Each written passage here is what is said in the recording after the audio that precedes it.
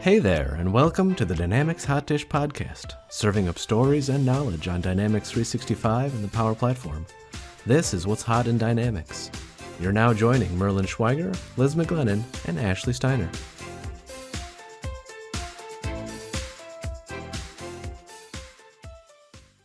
Welcome to another edition of Dynamics Hot Dish. Today we have Beth on. She is an assistant professor and Lawrence Research Fellow at the Carlson School of Management, which is part of the University of Minnesota. Beth and I know each other because I was a student in one of her classes several years ago when I was getting my MBA through Carlson. I remember your class, Beth, because it was a condensed weekend class, which are normally really painful because it's just a lot of content to get through really fast. But your class was one of my favorites, and I still use stuff I've learned in it like every day in my work life. So definitely really helpful information, and I'm really excited to have you on today. So welcome. Thanks for having me. Yeah. Do you want to start with just sharing a little bit about yourself and your background? Sure. So I am from the Midwest. I'm from Michigan originally, and I did my undergrad at the University of Michigan. After that, I decided to try my hat at consulting because mostly I didn't know what I wanted to do and be. And so what's delightful about consulting is you sort of work in a bunch of different organizations, businesses, experience different team dynamics and cultures. And then can quit after like 3 or 4 months in that project. Just, you know, once the learning is done or once it gets too spicy, you get to sort of roll off. So that was a great experience there with Deloitte Consulting. And then during the 2008 financial crisis, I did what is inadvisable. I quit my gainful employment to go be a poor PhD student at the business school at the University of Maryland because I wanted to pursue sort of rigorous answering of academic questions related to work, team dynamics, individuals' work experience and leadership experience. And then from Maryland, I came to the University of Minnesota and have been here since. Awesome. Yeah, and we can relate. All of us, including Ashley, have had either are currently consultants or have been consultants. So definitely can relate to that experience. I'll say that's probably one thing I do miss from consulting is you can just kind of walk away when, you know, the project's done. And I work at an end user now and you don't get to walk away. I do miss the consulting, and weirdly, I didn't think I would miss the road, but I think there's like self-awareness that happens on the road. I mean, walking through airports, doing work on airplanes, there's sort of you trust yourself a little bit, and in new environments, you figure out ways to be comfortable with ambiguity that face a lot of us in the workplace. So it's, I mean, some of us earn that by hazing, but I think it's a really useful competency to have. I think we're all facing that a little bit working in this remote world. Mm-hmm. I think working remotely provides a lot of that. It's true. So I'm going to jump in and ask about your individual performer impact research because it sounds really interesting to me. So I'm wondering if you could, for our listeners, give an elevator pitch on what are you looking at and what are you learning? Sure. So let me start with the problem, and then I'll kind of talk about the puzzle that motivates my work.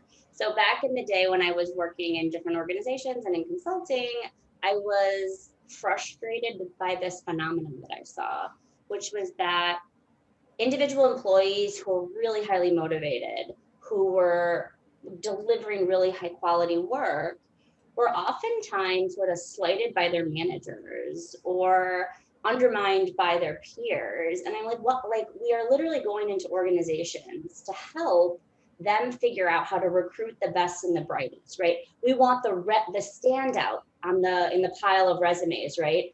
And then we're trying to take the standout, pick the best, and embed them into teams, right? Teams is really the predominant unit of work. So you have standouts in teams, and like as many people, maybe some of your audience members and maybe some of you, like that doesn't always go well, right? People aren't always like, wonderful, here's an outperformer. I'm gonna love and enable this person. And that I consulted the literature to try to figure out why this was. There were some answers, but nothing that I was super satisfied with.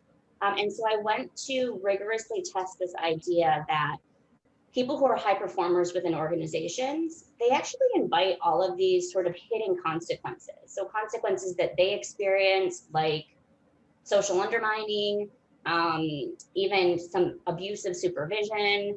And then they also spark all of these other dynamics for their teams, right? We know that they affect others' motivation in sort of nuanced ways. And we know that they can be helpful to team dynamics, but also can be a hindrance in that they mess up some of the social dynamics. So my research has pursued a series of different research questions about all of these problems. So this puzzle of like, okay, we need high performers. We recruit high performers. But if we want to keep them and develop them and have them be sort of the rising tide that floats the boats around them, as opposed to like the target of arrows and knights, then we need to understand that better and maybe change how we approach management of them and how we deploy them in organizations. So how many hours would it take to learn all of those lessons from you so that I can apply them myself? I don't know. That's a great question. It's probably more hours than you would want to spend, which is why I am here chatting with you, right? Like, you don't need to know everything. You just need to know someone who knows enough about that and can talk about it in depth. So I am functionally fixated by this topic. And so if you have questions about it, you're welcome to reach out to me. But there's a handful of really great articles out there. So, and some, I guess I could give you some of the movie trailer. In addition to the social consequences faced by high performers, we know that they are really, if they work with peers who are really learning oriented, that those peers' performance is enhanced, their self-efficacy, so like sense of confidence enhances, and they perform better ultimately. But if they work with someone who is more, a one-upsmanship, or one person upsman, I guess I was trying to like gender neutralize that, but that's not gonna work. That if you're working with someone who is high on what we call social comparison orientation, if there's someone who's always sort of out to prove themselves or manage impressions, that's actually demotivating for them to work with really talented people out there. So, managers out there might be mindful of that. And frankly, some of your audience members, if they've been like, I'm giving everything I can for this organization, I'm burnout, I'm really trying to contribute, and why am I getting all this flack? Well, it's probably because you may not even realize that you're touching up against other people's egos. And so they're trying to diminish you. And it's not really about you, it's about them. They, it's sort of self-defensive, right? If they can minimize you, it makes them feel better about themselves and the fact that maybe next to you, they're not stepping up. Is that type of behavior from peers to a high performer, is that instinctual and kind of like the subconscious thing, or is it something else? That's a great question. So there's a few answers to that the literature has already yielded. So number one, we know that there is this, like, it triggers envy. So envy is just this like automatic emotion, right? So I see someone who, at work, high performance is valued. So anything that someone has that I don't have that's socially valued, okay, it can trigger some envy. Now, envy might be productive in that if I envy you and I like what you have, I could strive for it, or it can sort of be demotivating. So there is this sort of automatic negative emotional reaction that people can't always control. So I was interested in looking beyond that because in addition to that, I have some evidence that over and above emotional reaction, people are actually pretty calculated, right? So if I see that you're doing better than me, my evidence would say that I appraise that as a benefit and a threat. So in that you bring resources to the team, but you also take a disproportionate amount of those resources. So it's sort of this weird, tense, like uncertain, tense dynamic that I have to navigate, and that people in a calculated way will like mistreat you in a calculated manner to diminish your influence in the group. So yes. So I guess it's yes, it's the consultant answer. It depends. Yes, it's an emotional reaction, but even over and above that, people are sort of doing this strategically, intentionally. Interesting. So it seems like there's a lot of pros and cons to having a high performer on a team. Like, do we need high performers, or is it better just if everyone was average? If there's all these issues. My mother, very Irish, very direct. Oh, so is your research just encouraging us to be like delightfully average? No, that's not what I'm saying. I think it's just like, if you're gonna, sometimes organizations, people who work in human capital, talent development, they like a team's not doing so hot, and so they deploy a high performer as sort of like something to rescue, right? Yeah, like save the team or save the day, or totally, yeah. like it's a life jacket for the team, get them afloat. That's probably not going to work, right? Because in those situations, the relative performance difference, which is what matters, right? There's really no like global absolute performance difference, but your performance relative to others is what's going to trigger some of these dynamics. So it's not that we don't need to staff high performers, we just maybe need to be more thoughtful about the groups in which we're embedding them. Yeah, and I feel like too often it's just like, one, like people think that hire one person can like fix everything, but it sounds like through your research that's not the case, and it's a lot more about the dynamic of the group. Absolutely. As a whole. Yeah, that's absolutely what we find. Well, the thing that was honestly most satisfying, because it answered questions that my experience in consulting raised, but deeply frustrating, was that I have evidence, it's not published yet, but I have evidence that supervisors are actually more likely to undermine high performers as well, because we're testing out some of the mechanisms that explain it, but we're testing out some theory around like, okay, is it because you're a status threat, right? Like, I have a high performer on my team, especially if I'm not a high performer myself, if I'm just like wonderfully average, I'm making my numbers, checking the boxes. If I have a high performer on my team, I'm more likely to belittle them, insult them, take credit for their work. So wow. I was frustrated about that not even having formal status differences or formal power differences can protect high performers from some of these negative social consequences. So I wonder about the outcomes of that. Like, do high performers tend to move jobs more frequently because they don't feel welcome? Like, how does that work out for them? So we do know that they move jobs more. So there's two arguments for and bodies of literature that it's not all just because they're being mistreated, right? We know that because if you're likely to be mistreated, you're more likely to leave. And the other half of that coin is, if you're a high performer, you've demonstrated your value, you've accrued really interesting experience, it's easier for you to leave, right? You're more mobile because there's more opportunity. So it's both that there's a higher supply of jobs for high performers, and they're likely maybe feel less embedded within the workplace from a social perspective, so they're floydless. So yes, it's not a good story, especially if you're like in talent and development and you want to keep really strong people in STEM, really strong, if there's the most coachable people, right, might be having a rough ride within the organization. So I'm thinking about this, the idea of high performers leaving and then also not being that able to mesh well with sort of your normal average. What'd you say? You're like happily average or whatever? My mom says delightfully average. Right, delightfully average. So this makes me think a number of years ago when Netflix was like still an up and comer, there was a whole thing about like how Netflix only hired the highest performers in their fields, and they would like throw gobs of money and benefits and everything at these top performers. And then like, if you didn't perform at the top, then you were like out. I don't know that it's that feasible to build a team entirely of top performers, but do high performers also play well with each other? Yeah, I want to, before you answer that, Beth, because I had the same question, like, is it even possible, like, to have like a functioning team of all high performers? And like, I wanted to ask about like the chicken experiment. Have you heard about that? Oh, tell me about the chicken experiment. So it's William Murr from Purdue. I don't know when, like a few years back, there was a study done. What? Purdue as in Purdue chicken? No, like the university. No. Yeah, like research. Yeah.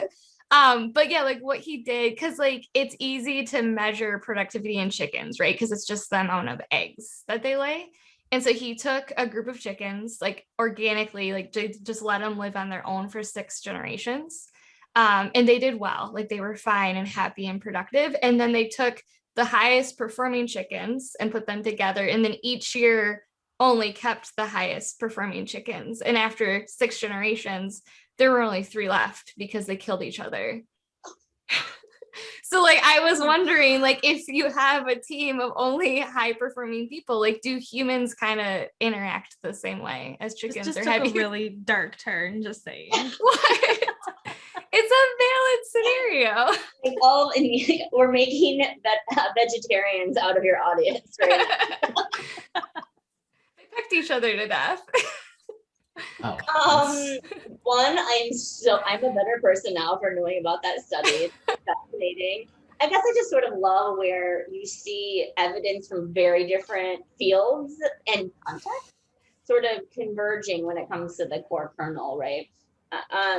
So unfortunately, I have to give you the consultant answer again, though, right? Like high performers who, if they have a sensitive ego, if they have to be the person that strives for visibility, there's a fantastic researcher out of Texas A&M named Matt Paul, and he's looked at what differentiates a high performer from a star. So there's a high performer, but if you add visibility, right, and you add social capital, meaning like people like this person has good relationships that generate value. I suspect that if you can get a team where there's a person who has a lot of social capital, right, goodwill, they care about the collective.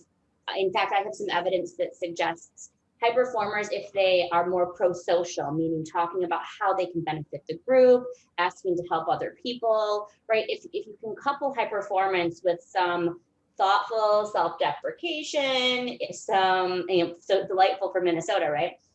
We're already pre-trained for that. And then talking about caring about the collective, it mitigates some of this. Where it becomes most problematic is when you're trying to staff a team of all-stars who all want to be highly visible without the social capital, right? They all want to be the star. They all want to stand out. And then they, it's like dominoes. They all just knock each other down or they don't deliver, right? I mean, you see this, the classic example of this is the Miami Heat, right? Like many moons ago when you had LeBron James and Dwayne Wade and Chris Bosh. Yeah, exactly. The first time they went to the playoffs, not so great because they were all trying to sort of figure out what their role was and get visibility from it. It wasn't until they really thought about the team dynamics and how they could serve one another's game that they ended up being successful. Unfortunately, in organizations, we don't always take a lot of time to invest in understanding that we're better as a whole, understanding how people can offer something uniquely rather than just like what is most easily quantifiable or visible. And if we could invest some more time in that, I think you could have successful teams of really high performing people put together. So I'm going to ask probably a really controversial question. How does somebody know that they're a high performer? Because everybody listening to this, right, is probably like, I'm not delightfully average, right? I am a high performer. I produce good work. Like, is there a measurement or a definition? I mean, nobody wants to think they're average, right? Yes, I mean, all the evidence my favorite thing is if you ask like 100 people, if you're above average driver, like 70% of the people will say yes. And obviously the math doesn't work there. So as a social scientist, I love the question about what is the definition of a high performer? And I guess what matters is that it's relative, right? So a high performer relative to other members of the team or relative to performance standards for someone at that level. High performer relative to the departmental standard, right? So for example, I guess apparently I'm in a basketball mood today. Like I am not a high performer on the basketball court, right? I am 5'2" and 3/4. But in a trivia night, I am the high performer because you just subtract like the average from that individual's performance, and then you can kind of put people on a relative scale. That's what we found is the most powerful. Because as you mentioned, like it's hard to have like an absolute scale. It moves with the context that you're in, right? And so if you have really firm boundaries and a team, right, we're not comparing, like I'm not comparing Liz's performance to if she's outside of my team to my own, but when she becomes more of a referent, that's when it matters more. That makes sense. Yeah, that does make sense. So if you had a team of all high performers, then if it's within the context of the team, do they start feeling like they're not, like they might be used to being a high performer, but they're not in that context? Like, is that a dynamic? So there's evidence that would suggest that has a lot to do with like if whether they feel like a unit, right? Did they have enough solidarity to feel like a unit if they're going to perform well? Now, if they were all like formerly high performers and then all put together in a group, right? If in the context of that team, they're all just delightfully average, right? We don't have these big contrasts that are going to kick up some of these dynamics, right? And if you can take a team like that, if you can intentionally establish some norms about how you're going to operate and create trust within the team and focus on norms around learning from one another, it's probably, evidence would suggest it's most likely to be a wild success. So it seems like it keeps boiling back a lot to like the social capital and like the social component of a team. How does that change? I'm thinking with COVID and like everyone being virtual and like some people have only, interacted virtually now. Like if you've met new colleagues or started a new role, like how does the virtual component, do you think, impact the social connectedness and like social capital piece of it? Yeah, I love that question. I'll have to speculate on it because there's not a lot of evidence yet. So I like to separate sort of musings from cumulative science. But I think, yeah, that's a really great question. I mean, what we know from evidence around working remotely from other people and like virtual teams that have existed well before the pandemic is that it takes more intentional time and infrastructure and exercises and sort of like earmarked attention to develop team dynamics, right? Or trust between members. So investing, you have to take more time to invest in understanding the person, not just getting to work, right? It's more important to take a few minutes in a virtual meeting that it might be if we were working and I can observe someone else's interactions with other people. I can have some of those more informal and organic things that are going to build that bond. And absent of that, the literature would suggest we need some more formalities, right? So, like something not as nerdy and corny as like those trust falls, but, exercises where we're talking about your highs and lows. My question that I've been asking my class is like, where do you feel local? And you get to like know people a little bit more deeply rather than like, I'm Beth, I live here, I've been working for the company for 4 years. Can you get to more personal content by how you're shaping the conversation and seeing that as actually a valuable exercise, not sort of fluffy? Interesting. I don't feel like that sort of activity is done enough. Have you guys seen it happen frequently enough these days? I mean, I have a team of 6, so. I see the team I'm on, like we have a lot of virtual people just anyways. Like I'm a remote employee. I have been for over 4 years. So I feel like I've been able to like try to adjust the way that I work with people because you can't just go talk to them in a cubicle or something. So I'm not saying I'm perfect at it. I'm definitely I hate chit chat.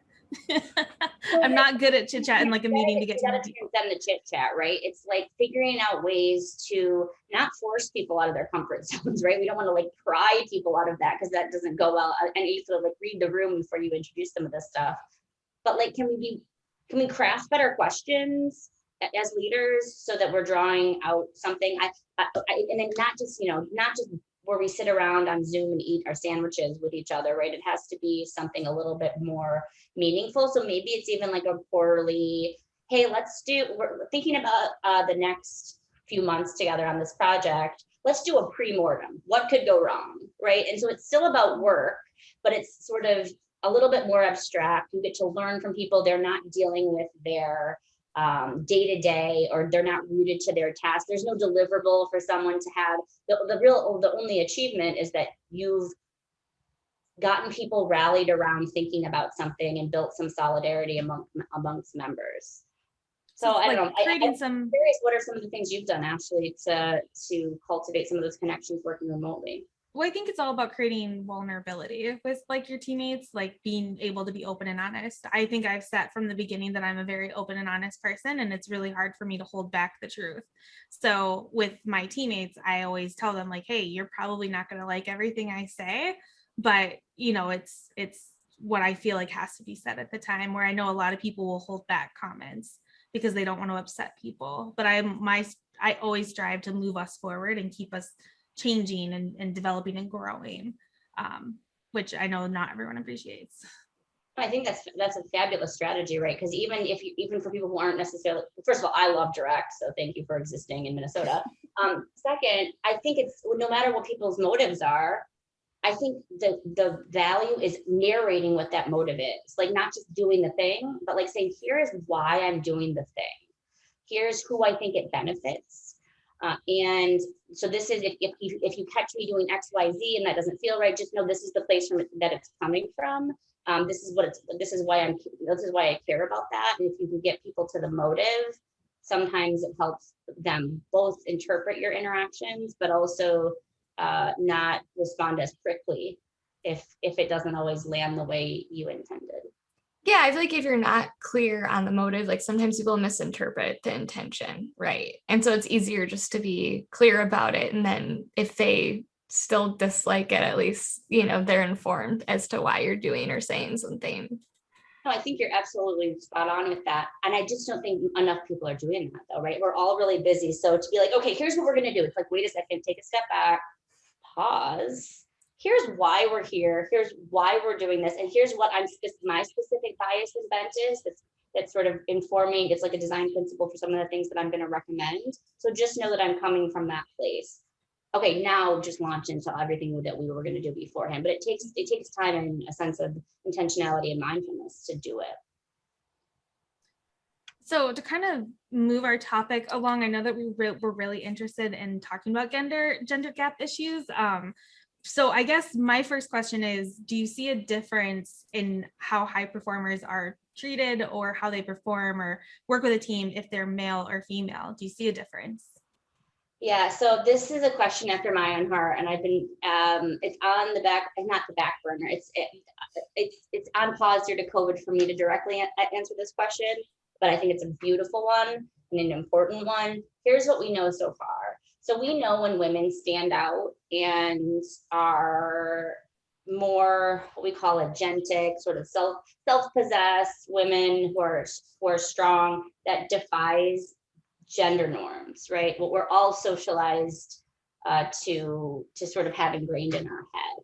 And so there's some interesting evidence by Professor Bergdahl out of University of British Columbia that women who are seen as like direct are sometimes seen as uppity, and so they will face backlash within organizations. So standout women face more backlash, right? So my hypothesis that some evidence has indirectly pointed to is that with this all of the effects that we're seeing for high performers, a lot of them are just magnified for women because it's sort of a double norm violation. You're violating performance norms, right? Positive violations of performance norms, but still a violation. And then you're violating this other norm that, you know, women aren't supposed to be the standouts, right? They're supposed to be the support system. They're supposed to be the nurturers. And even if these are just unconscious biases we have, the effects are likely to be magnified. Wow. Not exactly the answer you always want to hear as a woman, I guess. Yeah, sorry. That's okay. That research, and then hopefully seeing if we can have a positive intervention so that we're not just admiring the problem, but finding some tools and strategies.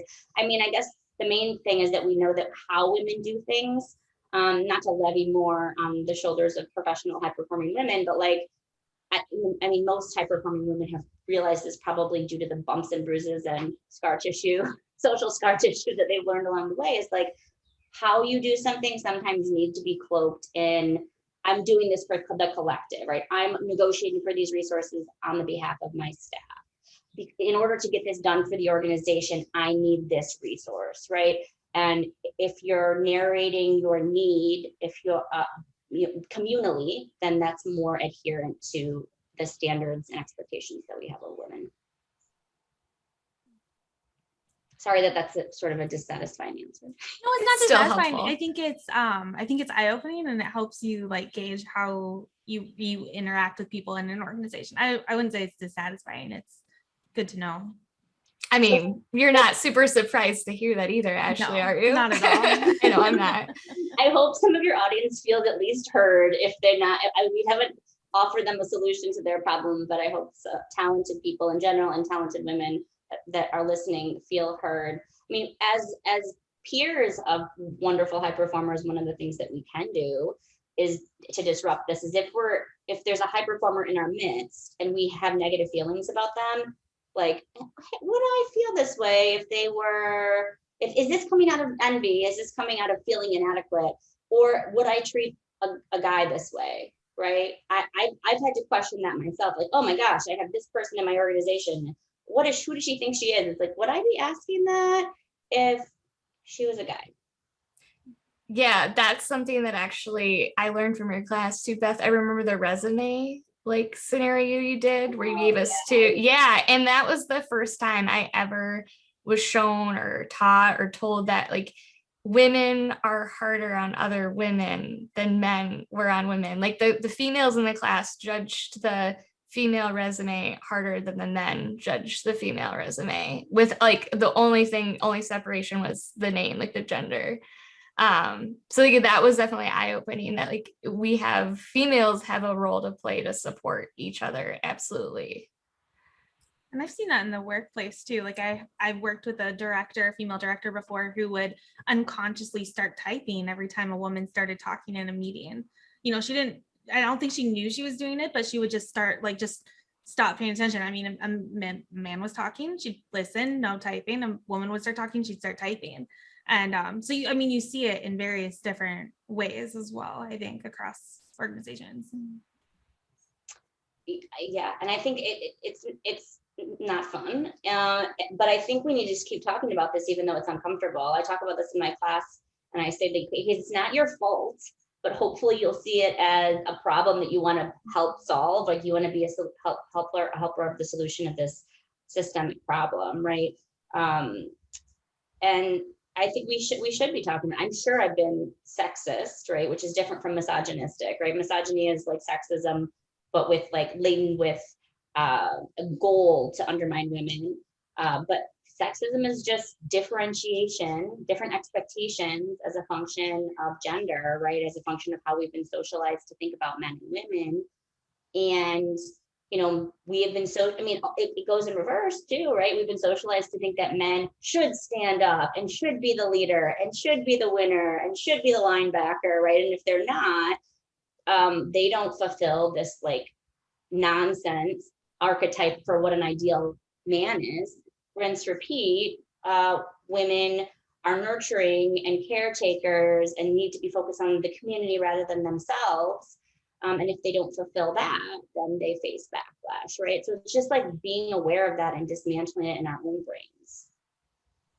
So in a male-dominated industry like technology is that we, three of us work in, what are some issues that people would expect to see, or women, I should say, would expect to see, trying to get into a male-dominated industry? Yeah, I mean, it's going to take on different flavors in different types of cultures. I would say like maybe this is too strong a word, but I'm just going to go for it. I think that meetings are the petri dish of these dynamics, right? So if you go in an organization, when you're on a Zoom call or around a table with a dozen other people, that's where you'll see it if you're looking. So that's where my male colleagues, my female colleagues, that's where I encourage them to look at it. Who's interrupting whom? We know that women are more likely to be interrupted. Who is parroting a brilliant idea of somebody else that didn't get recognition, like the originator of the idea didn't get credit for that? Can you disrupt some of those dynamics? And it's not like, none of us tomorrow are going to wake up and be fundamentally different, but I love the work by Dolly Chugh on The Person You Mean to Be. It's a fabulous book. And she talks about just like little nudges and like stuff that you can, like, can you be 10% better? Can you be 10% more aware of the dynamics in this meeting? Can you be 10% less biased to someone who doesn't look like you? And what does that look like throughout the day? And like, what does that look like within your context? So I guess, I don't know if I have a wonderful insights around the tech industry. I mean, we know that it's going to be pronounced because of just the ratios of women, right? So a lot of, I don't know if you've seen this, but we have seen some evidence that like women who succeed in those environments tend to take on more masculine qualities, right? Either they're more direct, women after my own heart, or they have found a way to do it without being responsive. Like they sort of like really composed that you can say anything to them. You can say like hot nonsense to them. And they have such a poker face at this point, because if they had reacted, it would have been a rough ride a long time ago. So if we want these women to thrive within our organizations, I think the main bit is like, we need to understand what their experiences are, and not also assume that they're all the same, right? Not also assume that all tech industry jobs treat women exactly the same. There's certainly nuances across different organizational cultures, and recognize what's happening locally. Mm-hmm. Yeah, your meeting example, like I'm thinking about all the stories you hear of like the female, I'm going to throw like race in there too, because I think that's a similar bias where a female or a non-white person will say something and it's just overlooked. But if like a white male counterpart says it, it's all of a sudden a good idea. Like, I think we've seen that happen. We hear stories of that happening. Like, what is the best way to correct that? Like, for the person that is being heard, to give the original person like the credit, or like, what is your recommendation for a scenario like that of how to help improve it? I love this question. I thought about this a lot because I did this thing in my class called Choose Your Own Adventure, and someone was like, I need to figure out how to stop being interrupted. And so I researched a bunch of different stuff on this. So once again, I'm going to give the very dissatisfying consultant answers. It totally depends, because you also have to be able to deliver it, right? Mm-hmm. Like, so for interruptions, one of the things that I've learned is one of the best things to do if you're being interrupted is just to continue talking, not faster, not slower, not louder, not quieter, and let it be so awkward for that person that everyone else is like, oh, because like sometimes you let people interrupt you and you registered it, but maybe one other person across the table is like, yeah, what is with that person? But not enough people registered it. Like, make it deeply awkward for the interrupter. The other thing you can do is you can pull a full Kamala Harris and say, I'm speaking, can I finish? Which is, and that's fine, especially if and I think Liz has heard me say this before, you can say most things as long as you cloak it in the form of a question, right? Like, can I finish speaking? Like, that doesn't sound too ridiculous, right? And maybe they're just jumping in because they're excited about something you said. Like, some interruptions just naturally happen. It's actually just they thought you were finished, or it's just an indication of engagement. But I think that, or circling back, saying like, I'm sure you didn't mean to interrupt me. I really think that was a great point. And then go back to what you were saying before. So acknowledging it that it was probably benign, but making it register, right? Making it register. So that's one thing in terms of interruptions, which are a key one of the key ways in which some of this manifests. And then the other thing is like the attribution of idea bit is, I better be careful here. I have had this happen in a number of occasions. And I say, thank you for saying what I just said in a more concise way. So you heard what I just did there, right? I'm pro-social about it.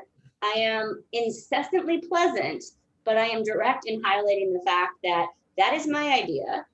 You just parroted it. Thank you for summarizing it. Good day, sir. I'm laughing because I literally just did that to Merlin yesterday. Like it was through text, but I was rambling back and forth with Ashley and he wrote this nice little concise paragraph. And I'm like, yeah, thanks for summarizing. I laughed so hard when I saw that, Liz. I didn't was even like dying. intentionally like, no, you did summarize it better. And I thought you were just trying to be sassy with him, like, oh, thanks for repeating what I just said. It wasn't It conscious. doesn't have to be that. And like, listen, I'm sure we've all done this, right? I'm sure it's just the percentages are a little bit different typically. But we've all had an idea or like saw something, thought it was a different idea, but something that someone said before sparked it, right? And I think we just want to be careful. And the other bit is like amplifying other people in the room, right? Like if there's a good idea, you know, person one has the good idea, person two parrots it, say, hey, the idea that person one brought up, I really like your extension of it, by the way, person two, but this idea, like it just kind of rooting it back to make sure that the originators of ideas get credit. The other thing is if you do that, then they're more likely to voice ideas. They're less likely to feel diminished or be silent. But also that's one of the issues that we have with the gender wage gap in promotion is that women and people of color don't always get the credit for the idea, right? The value, because someone else came in, swooped in consciously or unconsciously to get credit for it. Fascinating. I want you to know that I've been sitting here this whole time thinking like, how could I interrupt to make this really hilarious? I just couldn't come up with something. And I was going to ask, Ashley and I interrupt Merlin all the time. So what does that mean? Sorry, say that again, Liz. Ashley and I have a tendency to interrupt Merlin way too much. So what does that mean? I mean, okay, so let's also, so interrupting is not like monolithic, right? So especially among friends, I have this one friend, Jordan, she and I take walks remotely, she's in North Carolina, and like we're simultaneously having like 4 or 5 conversations and we're like interrupting each person, and then we somehow come back all around and tie up all of the conversation. So with people, with crews that know each other well and know that there's a healthy amount of respect and psychological safety, like interruptions happen, right? It's more engagement. It's those more, I don't want to say formal, but you know what I mean, right? It's those more visible interactions with a mixed group of people, some of whom are tight and friends, and some of whom it's like it's the broader amalgam of a department or something, where these dynamics come out and where interruptions become more consequential. Fun fact is that if you're more introverted, you really do not like to be interrupted. If you're more extroverted, you'll typically construe that as a sign of engagement. So think about your colleagues and who's more introverted, and maybe take a breath and let more introverted members finish to make sure that they're done. I'm fascinated by listening, and hope like that's one of the competencies that I've been working on over the last couple of years, to just be a more attuned listener, be a more practiced listener. Don't listen to add value, but listen to understand. I think we could all do better. We could all do better with that.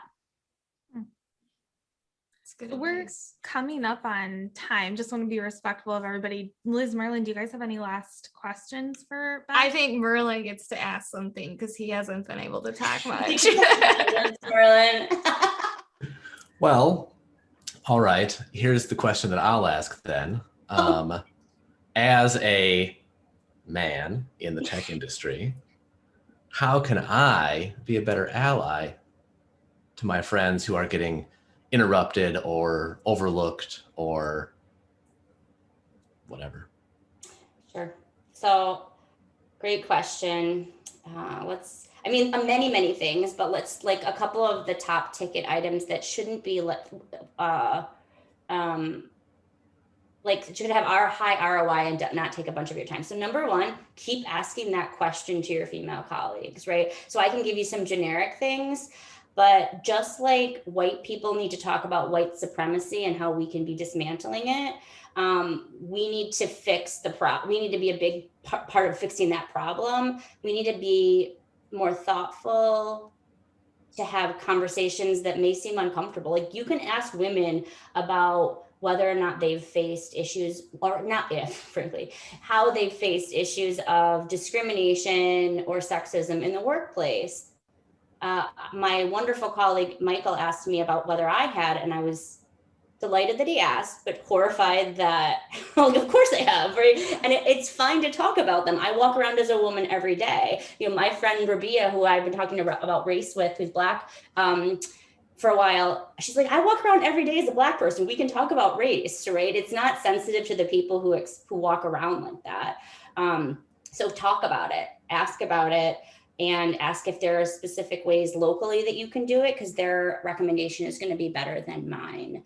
And I think the second thing is to look for some of these dynamics in situations like meetings, right? In situations where there's social dynamics that get kicked up. And then I think finally, some research that I would suggest is the best thing that men and women can do is also like be really thoughtful in negotiating for our female colleagues, right? If you have direct reports that are female, like have open dialogues around this and figure out how you can amplify them and sponsor them, because we know that they might not self-advocate because they haven't been socialized to self-advocate as much as some of their male counterparts. That's 3. I bet I could come up with 10, but I know that, but you know, again, 10% at a time, right? Sure. No, I like those pointers. I also like the 10% thing, because not everything happens at once. So it's, it's that progressional change. So that's a good reminder that even if you change just one small thing, that's still a step in the right direction. Absolutely. So I want to sneak in one last question before our final one. I know we're running out of time, but we can make it quick. Beth, have you seen, I know you've been studying this for quite a while. Have you seen things improve with the gender gap over time? Okay. I mean, I know what I want to hear, but I'm afraid that it's not. How to be concise, but informative. Okay, so I have evidence. I have a paper that just published with Tracy Sitzman around how religiosity across different world religions impacts the gender wage gap. So I did pull like 16 years worth of data on the gender wage gap and looked at how it's narrowing over time in the United States. So the good news is it is significantly narrowing year over year in the United States. So time is having a narrowing effect on the gender wage gap. So that's evidence that things are improving. The bad news is it's like almost entirely, the effect is almost entirely being explained by cultures that are more secular, like lower than average on religion. So yeah, I'm sure I'm going to get you into trouble because I'm talking about religion on a podcast now, right? So like if we allow like religious cultures to influence some of our organizational policies, right? Like the Chick-fil-A's or the Hobby Lobbies of the world, women are going to always have a rough ride. So it's sort of like the organizations that can separate church and state are doing better at that. So yes, on a macro scale, it is narrowing. What I will say, and maybe this is coming full circle, so the exercise that I did in the class that Liz was in, where I look at the gender bias and how I've done it every year. Maybe it won't work as well next year because some of your listeners will be in my class. I have not seen that narrow. I have not seen the unconscious gender bias narrow. So how long have you been doing that? that? We have a lot of work to do. How long have you had that class where you've been doing that experiment? I think I've been doing it since 2015 or 16. Okay. So like once or twice a year since then. I just did it in May, and every year I hope that the pattern shifts. Every year it doesn't. Do you feel like that's because it's still kind of the same generation and that's something that's harder, like slower to change? Because more of a cultural thing than just like pay at a company? I don't. Mostly because I also run it with the undergrad, right? Who are like on average like 7 to 10 years younger than my MBA students. Okay. Any guesses how that fleshes out? it's worse. Wow. Worse. There's a more pronounced unconscious bias on female leaders among undergrad. It may kind of make sense, right? They haven't had the role models yet. They've had teachers, mothers, like the female archetype, the ideal female for a 18-year-old is not as evolved. Understandably, they just haven't had life experience. But yes, so great opportunity for y'all. You have a wonderful opportunity to socialize and dismantle some of the unconscious biases of the next generation of leaders. Huzzah.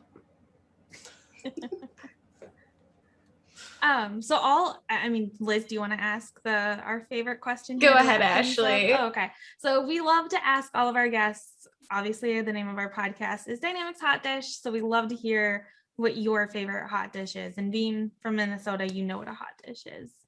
I do know what a hot dish is. I have found them delicious.